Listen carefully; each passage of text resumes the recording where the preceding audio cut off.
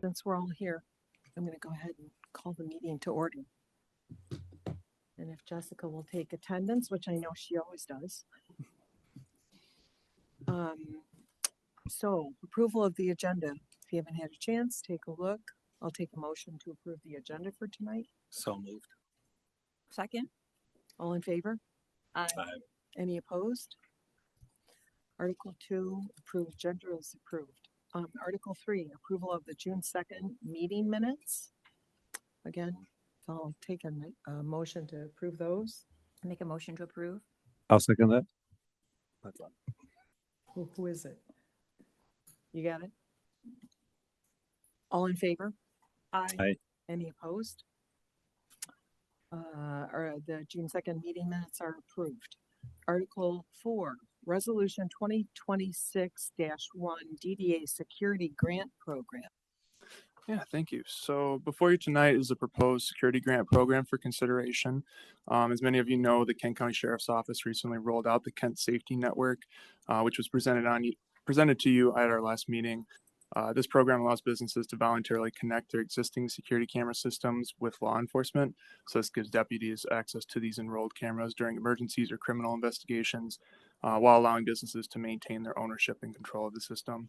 So the Sheriff's Office has indicated that while funding is available, they will cover the upfront cost of the Fuchsia's hardware for early participants.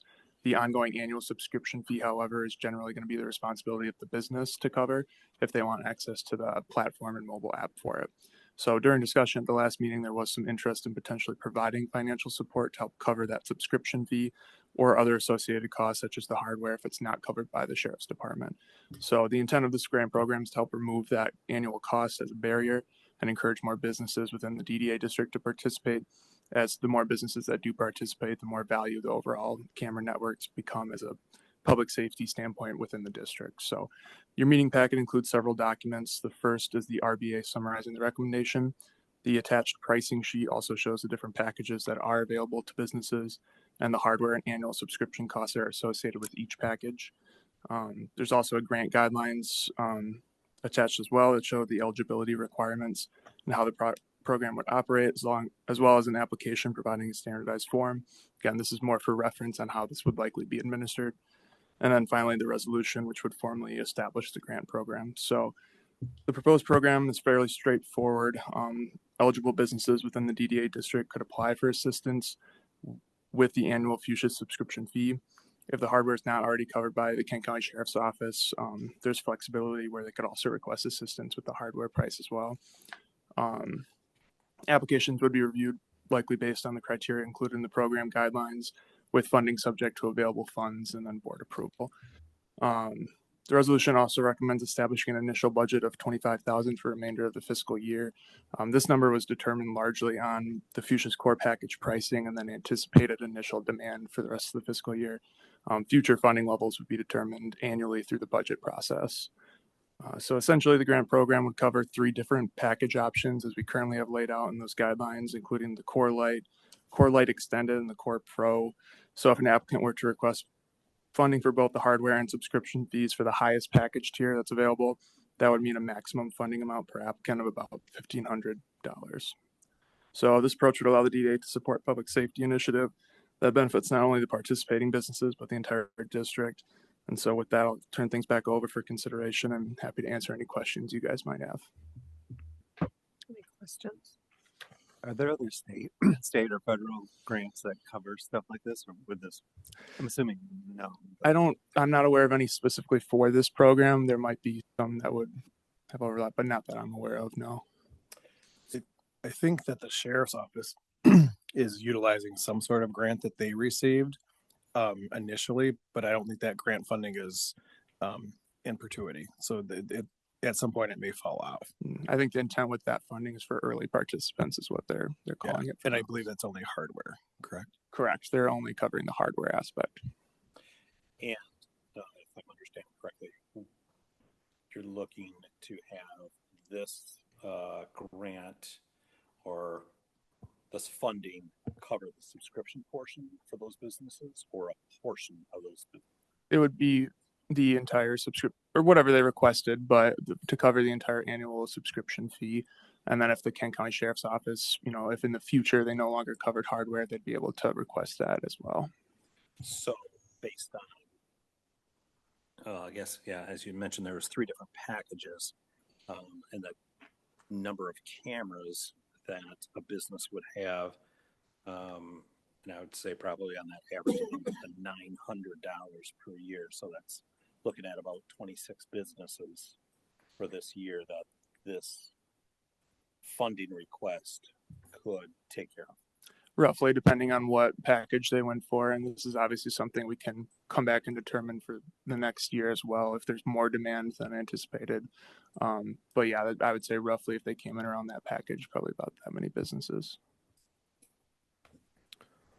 Just to expand on that just a little bit, the most expensive package covers 50 cameras, and I don't know many businesses in our district that would actually have that many. So we would really probably be looking at the first 2 columns. So that probably that maximum exposure would be about $450. And then any data sharing or privacy is kind of all I would assume on the vendor of the equipment, right? Mhm.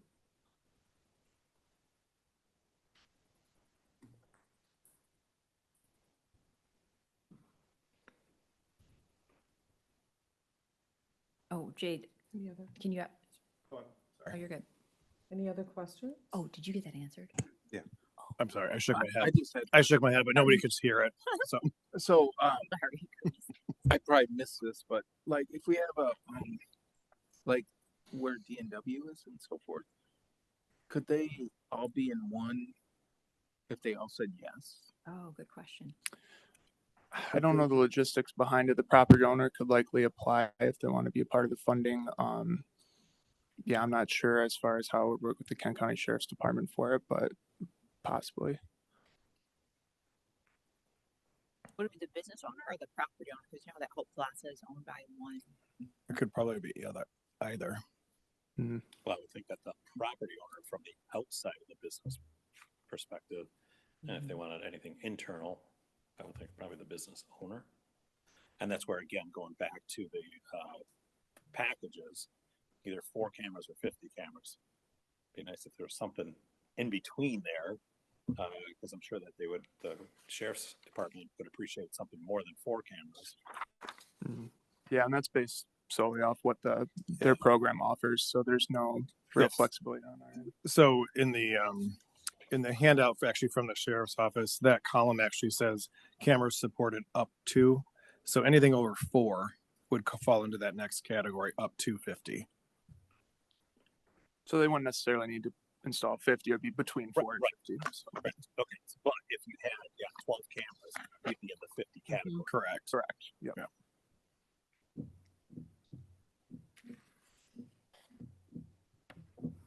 Steve, do you think this is something that does this interest you as a business owner? I can see where it can be beneficial, because we've had the sheriff's department approach us a few times, especially with the bank. They wanted to know if we had any cameras facing towards the bank, because the bank has had a couple of times individuals that they were concerned with, and they wanted to kind of get an idea of what vehicles they left in. And at that time, we did not have any cameras facing the bank. We do have some cameras now that show a little bit, but I can't take this from a business owner's perspective. I can't take the stance of looking at everybody's property. I have to try to look at mine and protect my employees and my guests. But in the future, we're going to be putting some additional cameras out there, more from a timing of a drive-through kind of thing. So yes, I can see it being beneficial, because there's been situations too where we've had people come into the restaurant that have been people that have tried to use counterfeit money. So there could be the potential there. The couple questions that I guess I would have, and of course it's nothing that you guys can answer, is it seems like my network is already pretty taxed, in the sense of all the different things that I have plugged into our Wi-Fi network at the restaurant, let alone then adding this to it too. I don't know what kind of, I'm not technologically advanced with any of this to know, is that going to cause problems, so to speak, for my POS system and for the Wi-Fi and anything else that this would then tap into. So that would be my other concern. But, you know, and you know, the point was brought up just in terms of privacy. And from what I remember, the deputy saying is that they wouldn't look at anything unless they asked to look at it. Correct. And or you gave permission immediately, so to speak, for live intervention at any time, to where they could just go in there live, or it's recording and then they could ask to see. Am I correct on that? You Does are. that sound right? Mhm. Yes. And the owner would have the ability to unplug or remove the device at any time as well. Right, right. And the sheriff tracks all that too. I think they keep that data on what they did use or didn't. So Yeah, they said they were very transparent on sharing when they went in to look at stuff, and yeah, there was a timestamp of who did it and when it happened and all that kind of stuff. So yeah, to answer your question, Grace, I can see there's value to this, especially not only from again, a protection of my team members and the public that visit the restaurant, but just from a community standpoint, if those that are causing issues know that a community has this kind of technology, It's true. you know, I don't know if I want to be in there. Go to the next community over it. Well, you know, and I don't know what do they call the flock cameras? Is that correct? Yeah.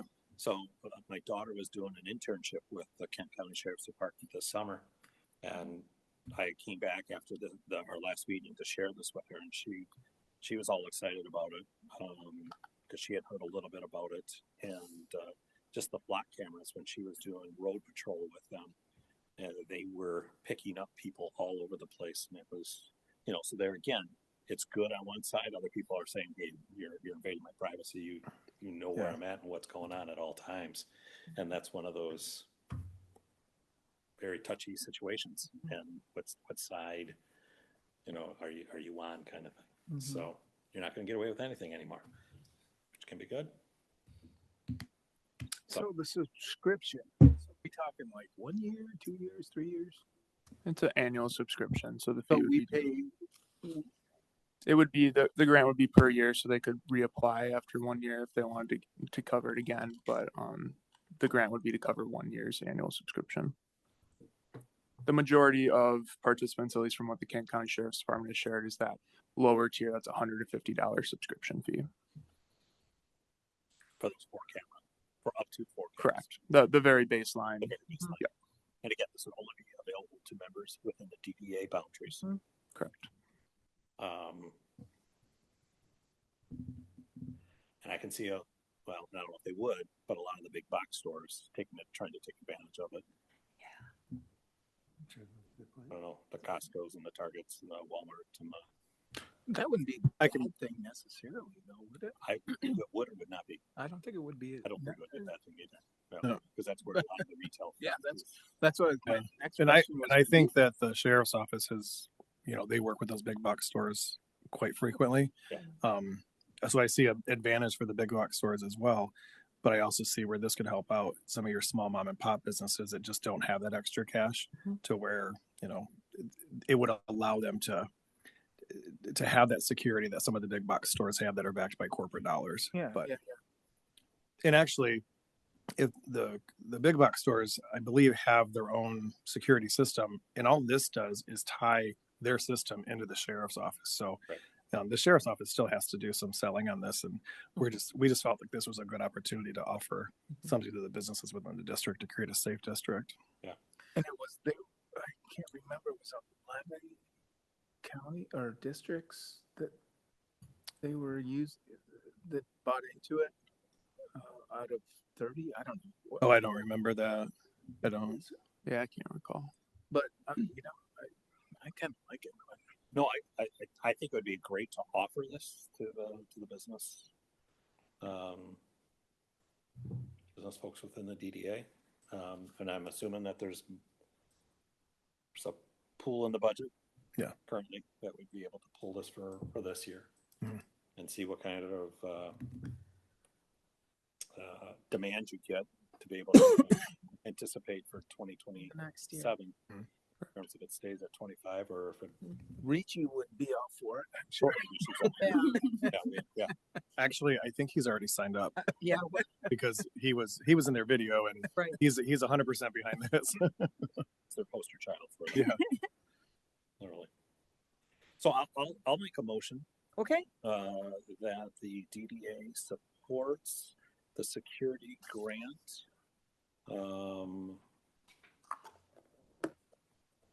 Find the right wording here.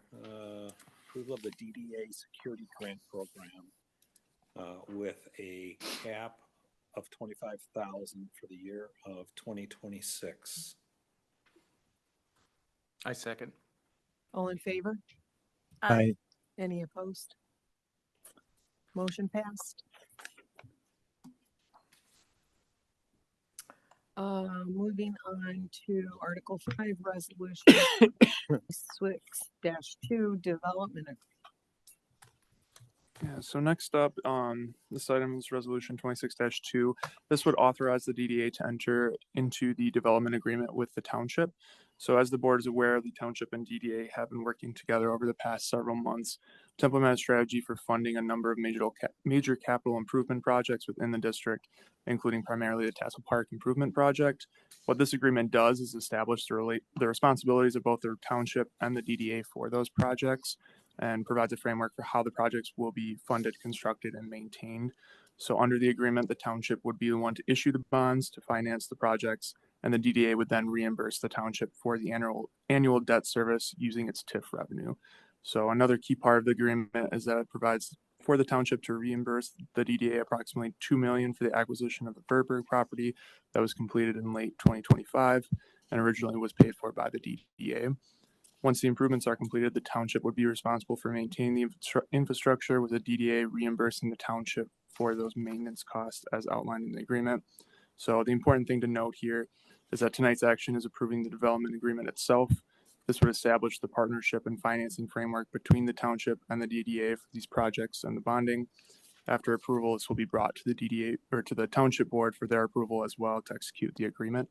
So the staff recommendation is to approve the resolution authorizing the execution of the agreement, and I'd be happy to answer any specific questions you might have on the resolution.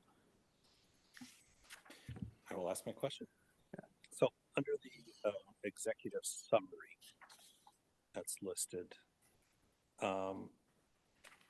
it seems a little broad as far as the projects include improvements to Tassel Park, Thornapple River Drive, Cascade Road, DDA streetscapes and trails, the I-96 interchange, several township-owned facilities, and other public-private development initiatives.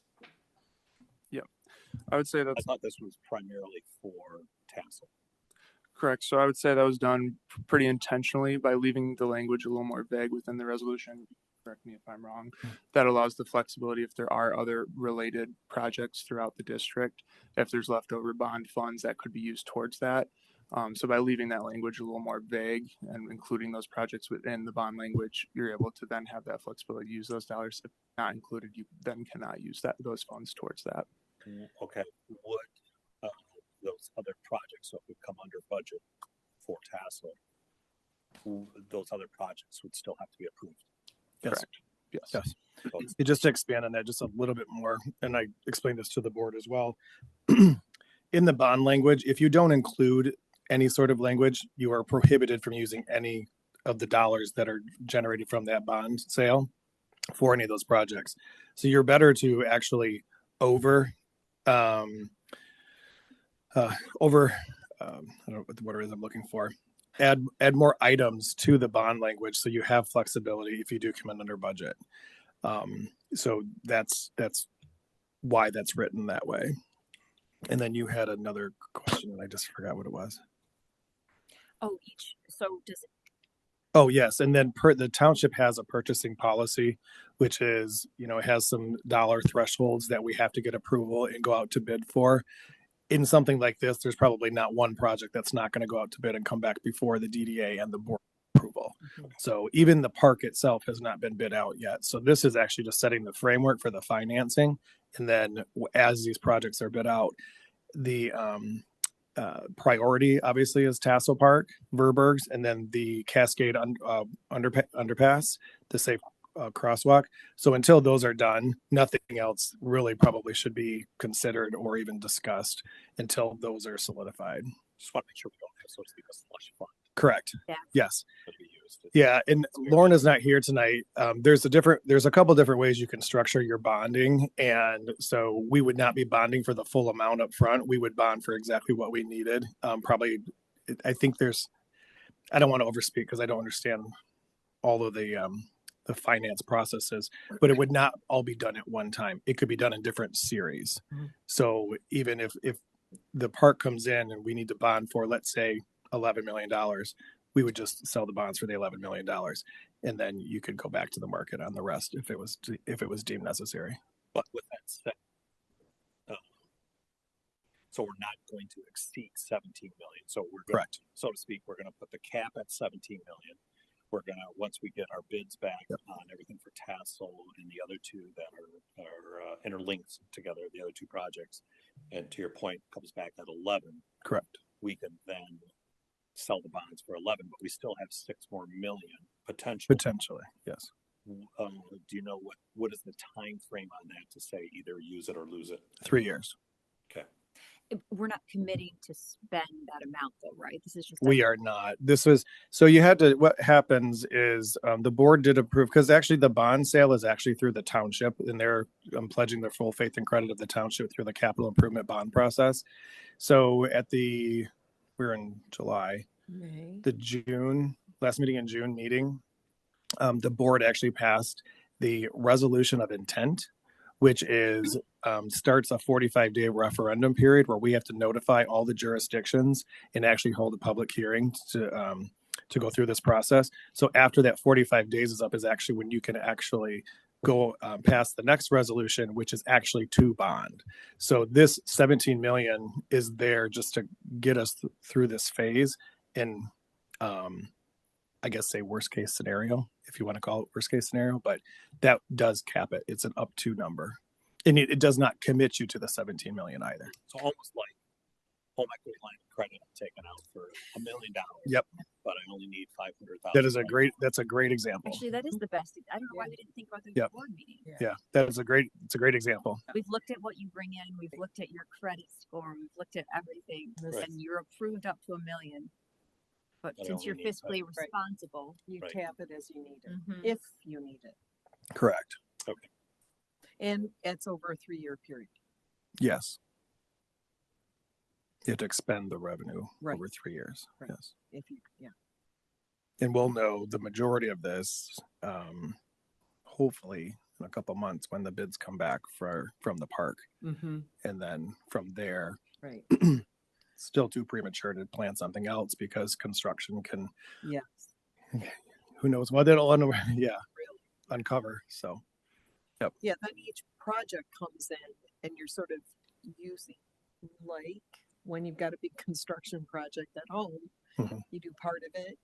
That's a project that you do. And then if there's more available for the next part of the project or another project that has been described in this, then you can go after. and the 17 million, just to give some context to that was actually working with the financial advisor that actually looked at the debt service and actually said, this is what the DDA can afford. So it wasn't just a number that was pulled out of the air. There was science behind it. And I think we forgot to mention that.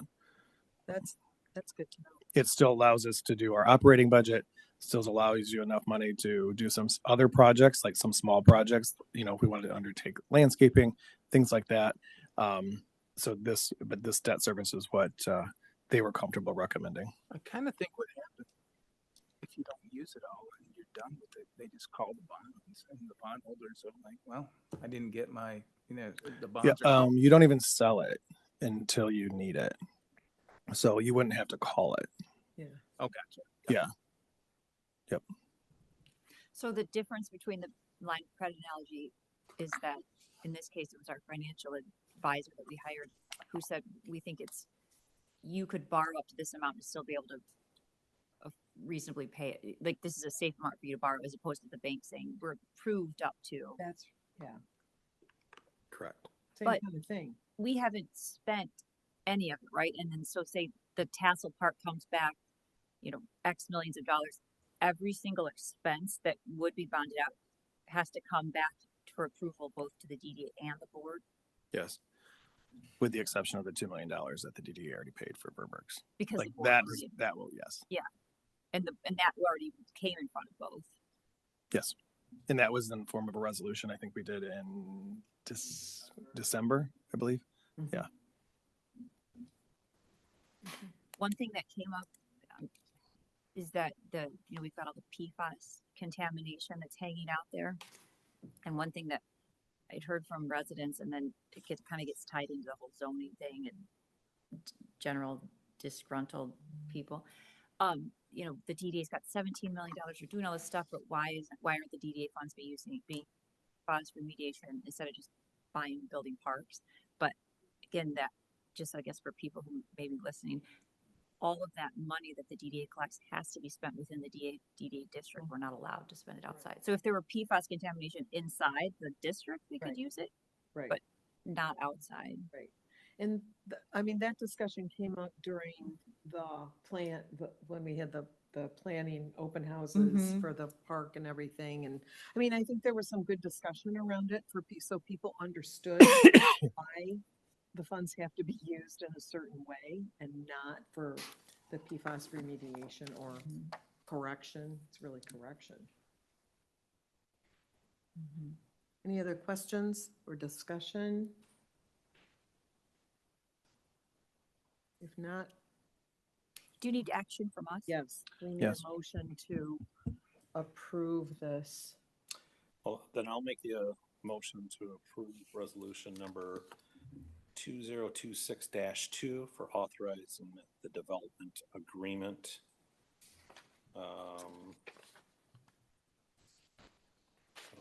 What else do Between you the need within DDA that? and- That's it. That's good. For bonding, that's that's good. it, yeah.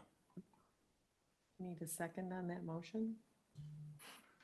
I second it. Scott, did you say? Yes, I sorry. second it. All in favor? Aye. Any opposed? Motion passed. Article 6, memo, the DDA meeting schedule. Yes, so the next item is a staff memo regarding the DDA meeting schedule. This isn't a request for any specific action. The purpose of this memo is just simply to provide some background information and then facilitate discussion if the board wishes to consider its current meeting schedule. Staff wanted to bring this up for discussion for a few reasons. One is because many of the surrounding communities hold their DDA meetings in the morning. I know we kind of joked about it during our June 2nd meeting, but it may be worth considering if a time in the morning does work for more business owners who have business hours in the evening. And then, as you know, we have had a couple cancellations due to lack of quorum as well. So we wanted to float it out there in case there is a time that works better for board members as well. And one final reason too is that we have seen a growing demand for public use of the Wisner Center in the evenings. For example, the Parks Department puts on Mahjong Tuesdays from 1 to 3 p.m. They've actually expanded that because it's been so popular to 6 to 7 p.m. every Tuesday. So they do actually have to cancel that when we have our DDA meetings.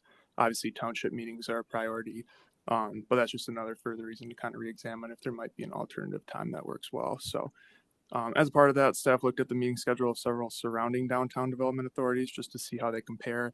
So you'll see that information summarized in the table in your packet. Many of the surrounding DDAs do meet in the mornings, while others continue to meet in the afternoon or evening. So the information is simply intended to provide context. If the board is satisfied with the current meeting schedule, no actions necessary. If there's interest in discussing a different meeting time, this is simply an opportunity to do so. So be happy to answer any questions or help facilitate discussion. So this is something that maybe we want to put on the future agenda, whether it's next month or to. Yeah, got I think everything just, here. yeah, and we can just have some discussion. Yeah. I half jokingly, everybody made the June 2nd meeting, which was at 8 o'clock in the morning or 9 o'clock in the morning. So we got back to the office. We were kind of joking, but I'm like, well, let's look into it. Let's see what other communities are doing. And I know it's early, but it was nice having everybody here.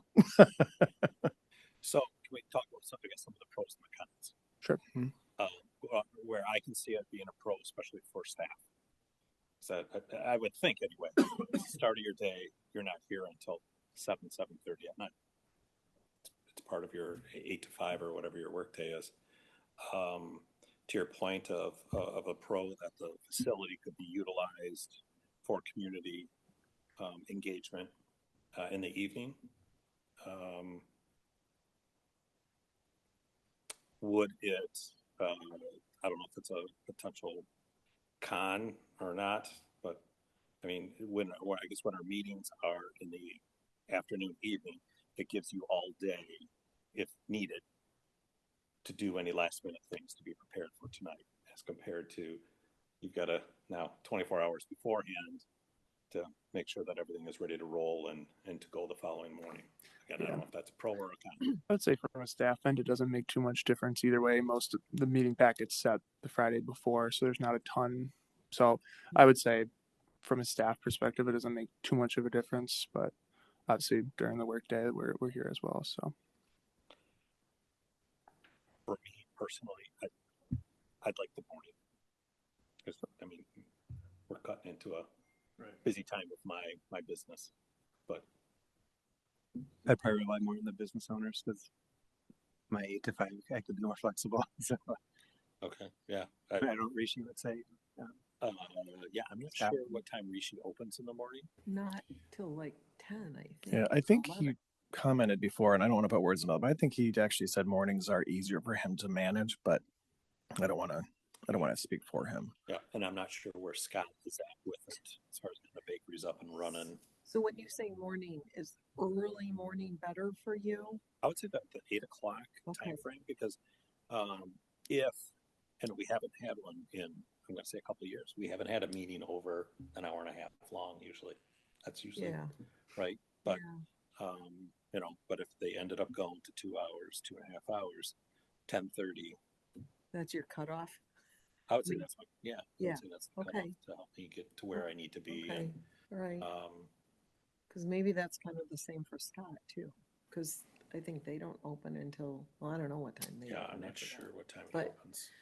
All, there's- all food for thought for Yeah. everybody, right? And then we should have discussion at another meeting.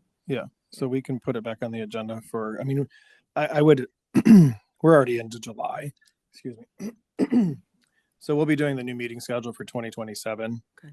towards October, November time. And then, we're submitting that to the board for approval. So we have a couple months to kind of flush that through.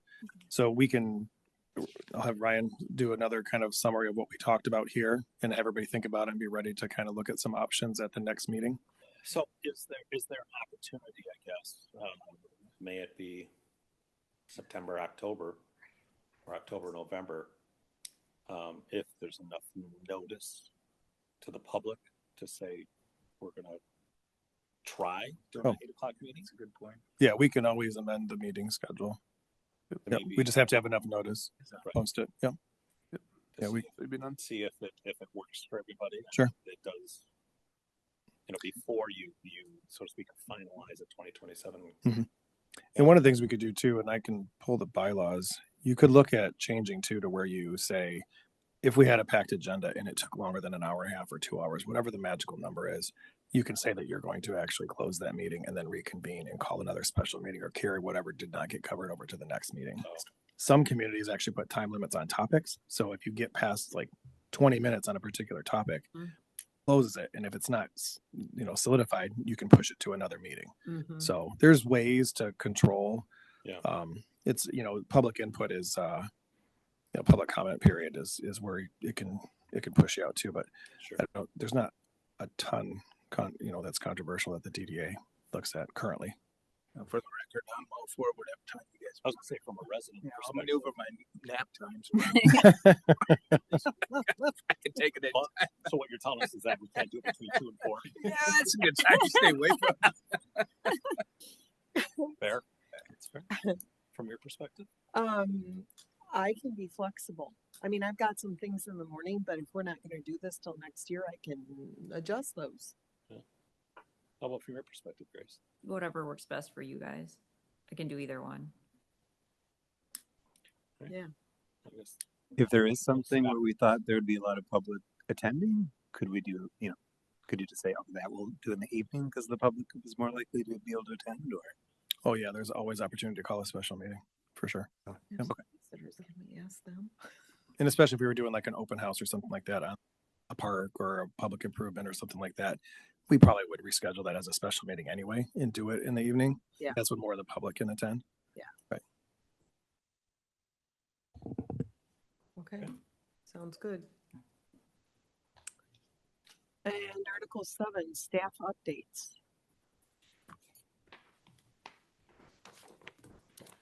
Yeah, so the first update I have for you, we recently had our the 4 Pillars of Fraud event that was partnered with Mactawa Bank here last week on July 15th. Mike Mole, who's a former FBI agent, he gave a presentation on his experience with preventing fraud, both on a business end and then on a consumer end. So we had 15 people in attendance, and it was a pretty interesting presentation. Mactawa Bank also provided lunch to all the participants as well. So that was a good event. Another update I have for you is on the Centennial Park streetlights. In April, the Township Board awarded the contract to Hillard Electric for replacement of the non-functional Centennial Park streetlights, granting its alternate bid of $74,000. I believe there were about 40, if I remember off the top of my head, 40 different luminaires that were malfunctioning or non-functioning throughout Centennial Park. So the fiscal year 24 and 25 budget included a capital outlay item of $230,000 to address the failing luminaires. This was originally excluded from the fiscal year 26 budget, but a budget amendment was approved by the Township Board to cover the expenditure. So that installation actually, I believe, is anticipated to be completed the week of July 26th. Another update, the Test Park Improvement Project. Phase 1 plans and specification documents are being completed currently, working to get that out to bid, and then hopefully looking at this fall for possible start of that phase 1, which includes grading, demolition of Verbergs, and starting the moving of the parking towards Thornapple River Drive. Another item, the King County Sheriff's Office. So as we just discussed, this program, we're actually working with them to do a standalone presentation here in August. Right now, looking at August 12th, here at the Wisner Center, and inviting all businesses to come learn about it. And now that we've approved the grant program as well, that'll be an opportunity to share that with businesses further. So, and then I only have one business update for you. iSmash held a soft opening on July 10th, and then their grand opening to the public on the 11th. I was out of town, so I was unable to attend, but I know they forwarded a invite to the DDA board if any of you were able to attend. So excited to see them over in the D&W complex. And then upcoming events, we have the Cascade concert series. The next one is Thursday. I know the June concert, I believe, had 400 people. Yeah. So that was by far their biggest attendance so far doing it. So it was good to see. And then the Parks Department's also been doing a summer workout series at Friendship Park as well. That'll run from July 1st to August 31st. Who's the Thursday band? Do you remember? I can't remember. For this Thursday, that was... Is that Rin Tizzy, whatever? Yeah, Rin Tarzi and Mandarin is the next band. The Yacht Rock. That was you could do Yeah. yacht rock Did you every go time. there? I did too. It was good. Yeah. We had fun. It was good. This was really fun. I just want to highlight the summer workouts at Friendship Park and talk about a little bit of the partnership that's starting to happen. It's been a slow roll, but we're getting there. With Ryan in his position, and then Dan coming on as the Parks and Rec Director. Orange Theory is a newer business in the district, and partnering with them to utilize our parks, which supports our programming, but then also supports the business. We want to see more of that. So I just wanted to highlight that and say thanks to Ryan and Dan for, making that work and getting, more use out of our parks, and then also promoting the business. So I think it's a win-win for everybody, and especially the community. Has there been quite a bit of attendance? That's a great question. I don't know. I think did they've- one last week. And how were Well, there a lot of people? No, but it was a I see. really good workout, and you could tell it was the kind of thing where, like, if people, it's like the beginning is really slow, but if Well, people right. did it, it's like it's It's Yeah. probably going to take the awareness a Mhm. while to, Mhm. get momentum. But I think it's a great idea. I mean, Right. it's really great plan. And I think they've been dealt kind of a rough hand with just the heat. The Mhm. first week they did it was that really hot streak. Then we had the smoke And it's- recently too. So Yeah, right. I'm sure once weather improves too, that'll help. Funky at 8:30 in the morning. Yeah. Not great. So one other comment I happened to notice today as I was heading out to Lowell, and I'm not sure if this would fall in parks or not, but just noticing the library sign, the digital sign, the wild grass and stuff is getting pretty tall to where it's now starting to not cover, but Oh, obstruct obscure some of the, the signage. yeah. And so I didn't know if, yeah, it's either the sign gets lifted farther on a pedestal, Mm. or if Wildflower directly the trimming. wildflowers around that sign might be able to be trimmed. I don't know. And Wes had done I remember Lulu said they didn't particularly care for that sign, and Wes had drawn up and I thought, well, do you want the electric part? The digital part? Yeah, and it seemed like they didn't care so much about that part, and Wes had drawn up a new design for a sign as part of the Friendship Park update, but ultimately we didn't do anything with it, but I don't know if, I I don't, don't know if it's in the budget or what so did they not, they just don't like the digital nature of the messaging, I or? think she said she didn't care. I shouldn't say they. This was KDL staff, but again, it's our sign. Yeah. It's our Yeah. our call. But Yeah. they didn't need or care about the digital message, and they thought the sign was kind of ugly. Oh, And then the one that Wes drew did look nice and kind of matched the overall. But I remember, we were trying to keep the cost down. so and they it still didn't go want signage out there for communication of like the programs and stuff, but they just don't like the digital nature. I mean, I Well, don't know. replacing that digital, I'll tell you, replacing that digital, Yeah. is probably going to be $10,000 to $15,000. Yeah. Well, and It's very, very expensive. But it would be nice if there was signage out there that, KDL, Friendship Park, and I don't know if Wisner Center would all be there. So as people, it's like, okay, They where's know the what it Wisner is. Center? Yeah. What is the, But granted, they're you live in saying- Cascade, you'll know. But if you're coming outside of Cascade, Yeah. I got to go to the Wisner Right. Center. What is Right. that? Mm-hmm. But they're saying they still want a sign out there with messaging about the programs. No, No, they but don't. again, this was Okay, Yeah. all right. So it was the I was digital just- part I'm wasn't trying- because I thought they wanted the digital part because that's how you. But I'm just- it didn't seem to be a priority, and it sounded like that was a choice that the township made a while ago, but they Okay. didn't need it for their programming. Okay, Again, that But was doesn't several mean, years yeah, ago. it doesn't mean that the township couldn't use it. It's not, if it's for the park, or some programming that's happening here. So I'll circle back. We'll take a look at the flowers, what, and then we can go back and take a look at what was proposed as for a sign and yeah, kind and of what the revisit that. priorities are for messaging on that, so that Right. then you Yep. can determine what the right thing is. Mm-hmm. And maybe that's changed too, because that's several years ago. Yeah, so that'd be good. 4th of July parade this year. Better result than last year. I don't remember last year we didn't have the music. I think the Forest Hill Central Band may have gone to Ada, which they have Forest Hills Eastern. So we're going to work on getting the band back, or at least music. And then we were kind of light on the floats themselves. So we're looking into, or Dan and Ryan, looking into kind of a prize, more incentive to get more floats. And Okay. you get plenty of businesses with logos and stuff, but it'd be nice to have more floats. Yeah. Okay. I will say not necessarily just the parade, but the pedestrian bridge over the Thornapple probably is the most used I've ever seen it this Yeah. summer. Like Yeah. bikes and people going across it. It feels very activating. Yeah, looks great. More than ever. The flowers look beautiful. The flowers look fantastic. Yes. I saw And the banners. the crew, and B&G crew, out on Sunday morning watering them. Doing a good job. really nice. Yeah, kept them alive during this. And heat. I've gotten lots of comments from people in the township, not just our neighbors, but other people in the township saying the bridge is fabulous. So yeah, it's being really. And wait till they well can walk underneath Cascade Road. I know. It's going to It's be even better. It's gonna It really, even just that improvement kind of does make it more of a gateway to the village area without saying that. It's nice. Any new things for the, I'd say the car show but the Oh, Metro Cruise. Metro Cruise. And I know that we've agreed, we're supporting them. Yeah, they've given us some flyers, so we started promoting that on the website and on our Facebook as well.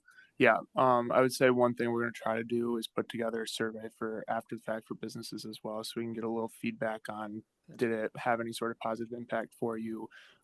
If we have any businesses that did get involved, what that looked like for them. So that'll be one thing that staff will kind of put together as a survey for those businesses.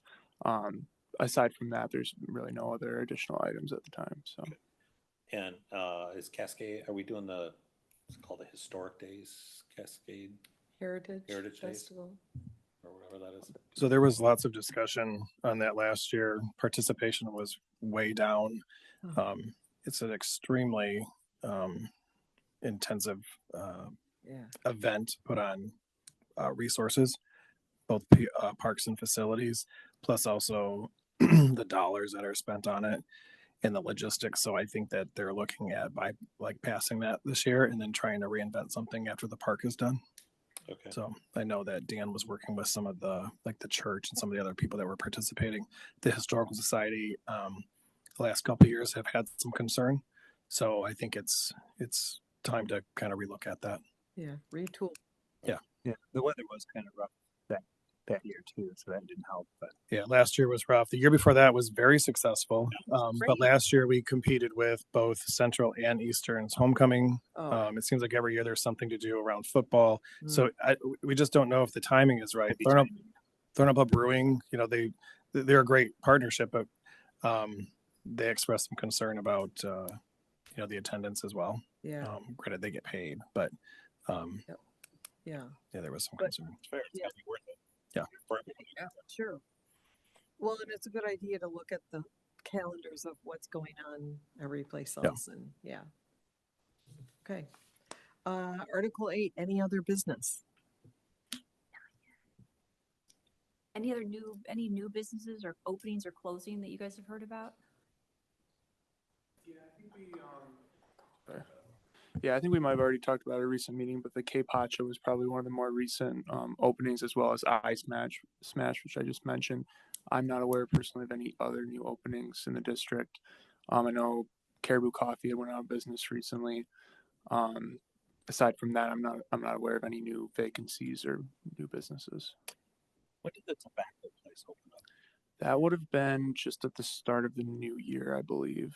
Happened to notice it the other day. Yes, I think. Yeah, I think that would have been early 2026. So We got a complaint. It was actually from somebody who lived in Alto or outside of Cascade, but nearby, about some of the ingredients and what they sell. I'm not real familiar with it, but it wasn't marijuana, but it was something. It's huge. It's Katon. Yeah, what is that? I don't. It's gone under the radar of the FDA, and you can buy it at those type of places. You can buy it at gas stations, and it's got it's concentrated. It's been around for a while, but they've concentrated it, and so now there's an opioid addiction quality to it. Oh, great. That's very addictive. That's what and I just wasn't familiar. So with that. there's some states that have banned it, and now it's gone to the federal level. Oh, It's really bad, really bad stuff. okay. But it's already at the federal level. I just heard this week. Okay. Huh. What's it called? I think I have to look it up, but it's K-Time, but it's got a certain element in it that they concentrate in those So now it's addictive. chewables Yeah. Oh, that like makes gummies? it addictive. Huh. And it gives, it triggers the sensors that opioids trigger in your brain. in your brain, Yeah. the same ones. And so they ingested a ton to get the same high. Mm-hmm. And then it causes addiction, and the withdrawals are terrible, Wow. terrible. Okay. Article 9. We have some visitors tonight. Couple that One of our planning Um, commissioners. any agenda or non-agenda items that you have some comments, we do limit it to 5 minutes for your speaking. But if you'd like to step up to the podium. No? Just participating. Okay. You're just here to listen tonight? Thank you. Okay. Okay. Thank you for joining us. Then we can move on to Article 10. Anybody on the remote? No. Article 10, I'll take a motion for adjournment. So moved. Adjournment. Second. All in favor? Aye. Any opposed? Meeting adjourned. Don't go too quick on me though. We do have the informational meeting. Right. Took 7 minutes last time, so let's see what we can do. See if I can beat it. No one can leave now, but Stay in your seat.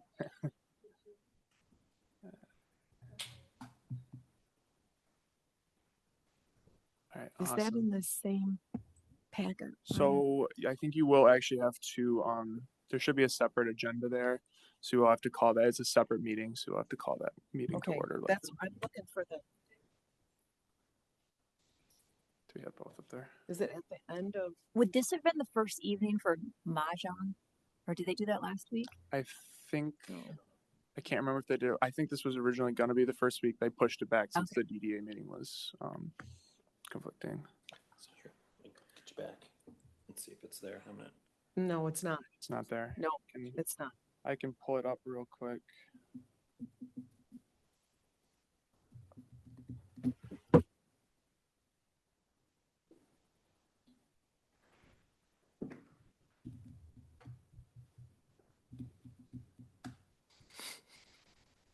All right, apologies for that. Are you able to see it on your screen there? Yes. A little small, but Great. Okay. I'll call this informational meeting to order for the DDA Authority Board of Directors. And I will approve of tonight's agenda. A second. All in favor? Aye. Any opposed? We'll move on to Article 3, review of the 2025 projects, Q1 2026 projects, and future plans. awesome.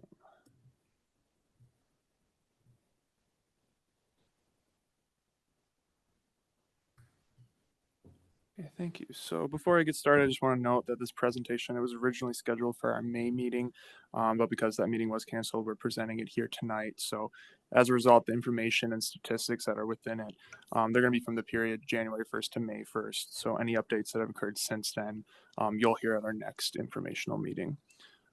So I'll be just providing a quick overview of the work the DDA has been involved in over the first part of the year, and then we'll cover private investment throughout the district, progress on village initiatives, upcoming projects, business development, and then some recent community events. So I'll start by recognizing the DDA board, made up of township officials, business owners, and residents. We've had no changes at the DDA board level from last year.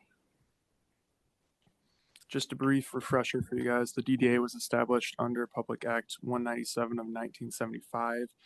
The objective being to encourage redevelopment, prevent deterioration, increase property values, and promote economic growth throughout the district. The Cascades DDA has been serving that role since 1993 and has expanded over the years to include both the interchange area and then also Centennial Business Park. Everything you'll see tonight ties back to those goals. Here's a map outlining the current boundaries of the DDA district. As you can see, it includes the village area, the 28th Street corridor, and then the interchange area in Centennial Park.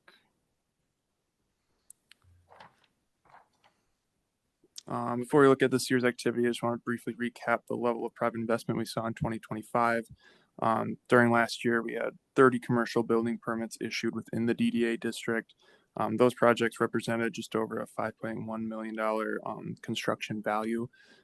Continued reinvestment by private property owners is one of the strongest indicators that a district remains healthy and attractive for new businesses. And then looking at 2026 so far, through May 1st of this year, we've already seen approximately $4.5 million in private investment throughout the district. This includes several new businesses which have opened, including Greenfield Premium Tobacco, Old National Bank, Jersey Mike's, and iSmash. Existing businesses have also continued to invest in renovations, including Harvest Health, Chase Bank, Ben Imports, and then several others. it's encouraging to see both new investment and then continued reinvestment from those existing businesses. So it should also be kept in mind that this number is from a list of businesses simply based on estimated project valuation that was provided with building permits. So it's not an exact or exhaustive list in terms of the investment in the district. And then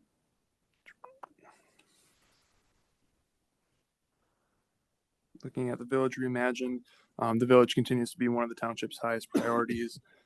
Residents identified creating a downtown village area as their number one priority during the strategic planning process. Since then, the township and DDA have continued to acquire properties and plan improvements that will create a community gathering place while encouraging future private investment. So that leads us to one of the biggest ongoing efforts of the DDA, which is the redesign of Tassel Park. Public input meetings were held in December, and again this spring get together feedback on the concept. Troyer Group is currently finalizing the design based on that feedback, and the DDA intends to issue a bond later this year to help fund the park improvements along with other infrastructure projects throughout the district. So if everything stays on schedule, construction of the first phase could begin as early as this fall. Looking at the Cascade Bridge, last year we completed the improvements to the Cascade Road pedestrian bridge. This spring, the bridge was officially dedicated as Veterans Memorial Bridge, and that ceremony included a ribbon cutting, a presentation of a commemorative plaque to the American Legion, and then a reception at the Stonehouse. This project not only improved pedestrian safety, but it also helps towards creating a gateway feature that complements the village area. Looking at new and upcoming village developments, we have also made some strategic property acquisitions that support the long-term village vision. That includes the purchase of Verberg's last year by the DDA. And this property will ultimately be incorporated into the Tassel Park improvements and create opportunities for better river access, improved aesthetics, and potentially a safer pedestrian crossing beneath Cascade Road. And then looking at the private investment side in the village area, Harvest Health is one notable renovation project that's gone underway to improve its exterior that will further improve the appearance of the village area. Looking at the facade grant program, this remains an important economic development tool for the DDA. At the moment, the program is still temporarily suspended while the township works through the zoning ordinance amendments. Once that process is complete, the intent is to reopen that program with criteria that better aligns with any zoning regulation updates that might take place. We still see this program as an important way to encourage quality private investment in the district. In addition to some of the larger improvement projects, we're continuing to invest in smaller projects as well. This year, we've expanded the decorative flower program onto Veterans Memorial Bridge with hanging baskets and flower boxes. We're also replacing non-functional streetlights throughout Centennial Park using DDA funding. Those replacements have just gone underway. And these projects may be smaller in scale, but certainly will make a noticeable difference throughout the district. Another initiative completed this year was the township's local purchasing preference policy. The purpose of this policy is to encourage the use of local businesses wherever practical while still maintaining fair competition and responsible use of taxpayer dollars when it comes to the bidding process. Businesses located within Cascade, including those in the DDA district, are encouraged to register so they can be considered for the future township purchasing opportunities. While this is a township initiative, it's another way we can support local community businesses within the district. And then also, we always enjoy celebrating new businesses that choose to invest in Cascade. Earlier this year, we welcomed Jersey Mike's with a ribbon cutting that also supported Pine Ridge Elementary through a fundraising promotion by Jersey Mike's.